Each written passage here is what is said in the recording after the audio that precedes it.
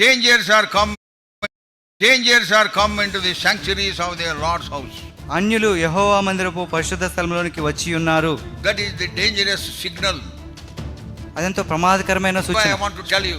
అందుకని మీకు Pray చెప్పాలనుకుంటున్నాను, more and more for Hebron. Hebron కొరకే దయచేసి ఎక్కువగా ప్రార్థన చేయండి. All those clouds, dark clouds hovering on Hebron should be vanished. కాబట్టి ఆ హెబ్రోన్ మీద కమ్ముకున్న ఆ యొక్క కారుమేఘాలన్నీ కూడా తొలగిపోవాలి. Strangers who have entered into the an- sanctuary of the house of God should disappear.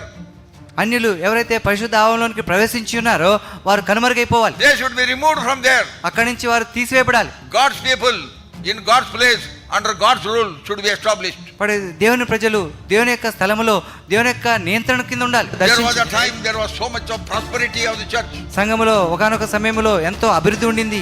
Now Satan has deprived of all those things. ఇప్పుడు సైతానుడు అవన్నీ కూడా పొందకుండా వాడు చేశాడు. The church has been shattered in so many pieces.